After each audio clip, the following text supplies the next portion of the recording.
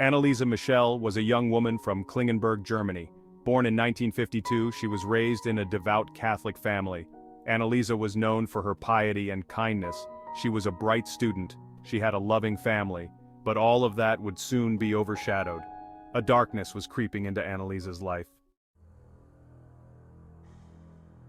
In 1968, at the age of 16, Anneliese began experiencing strange occurrences. She suffered violent seizures. Her body would contort in unnatural ways. She reported hearing whispers, voices that spoke of damnation and hellfire. Doctors, at a loss, diagnosed her with epilepsy and psychosis. Yet, medication brought no relief. Anneliese's condition worsened. Her family, clinging to their faith, began to suspect something more sinister. Could their daughter be possessed by a demonic entity? The Michel family turned to the Catholic Church for help. Their pleas were initially met with skepticism. Possession was a rare and serious claim. But Anneliese's condition was undeniable. She displayed a terrifying aversion to religious artifacts. Holy water burned her like acid. She spoke in different voices, deep and guttural, claiming to be damned souls trapped in hell. Finally, the church agreed to an exorcism. 2 priests, Father Arnold Renz and Father Ernst Alt, were appointed to the case. What they would encounter was beyond their worst nightmares. Section 4. A Living Nightmare, The Recordings and Escalating Torment. The exorcisms began in 1975, a time when the world was still grappling with the unknown. They were violent, chaotic affairs filled with an energy that seemed to defy the natural order. Anneliese would scream, growl, and speak in tongues, her voice a haunting symphony of torment. She would thrash against her restraints, her strength inhuman, as if possessed by a force beyond comprehension. The priests recorded the sessions meticulously, capturing every chilling moment. These recordings, later released to the public, are chilling, a testament to the horrors endured.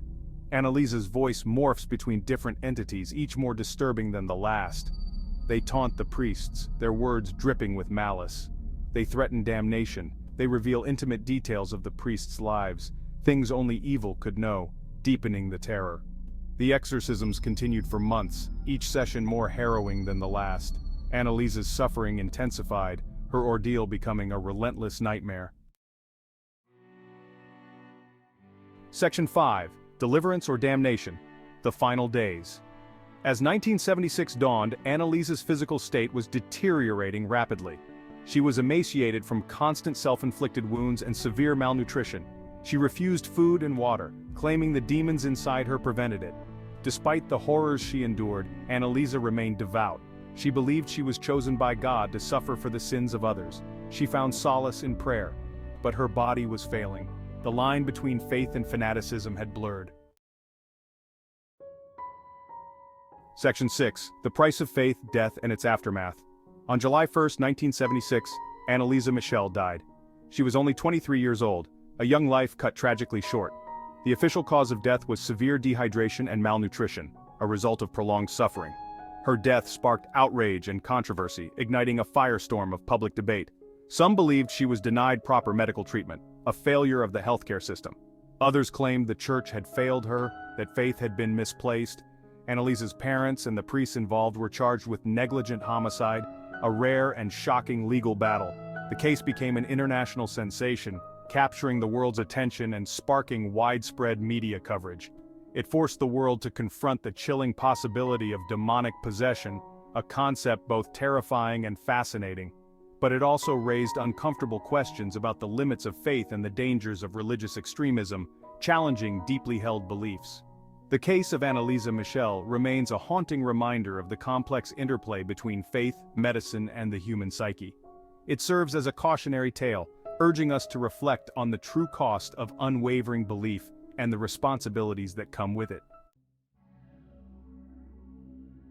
Section 7. Judgment Day, The Trial and Lingering Questions.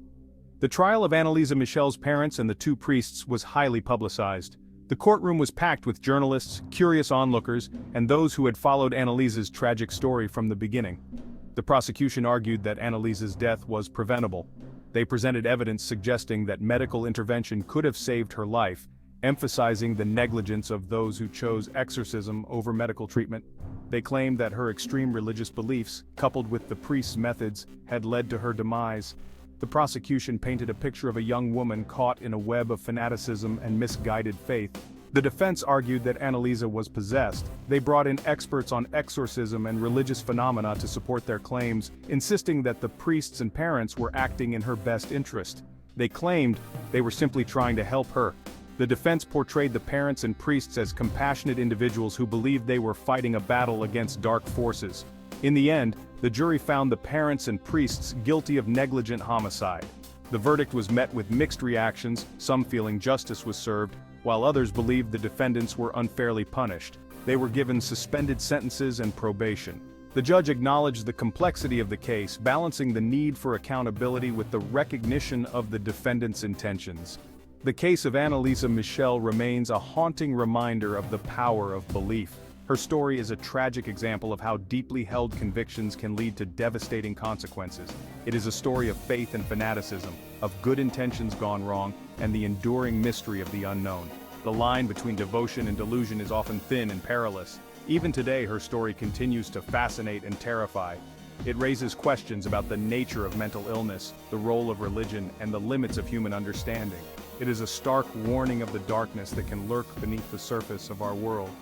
Anneliese Michel's legacy is a chilling testament to the dangers of unchecked belief and the tragic consequences that can follow.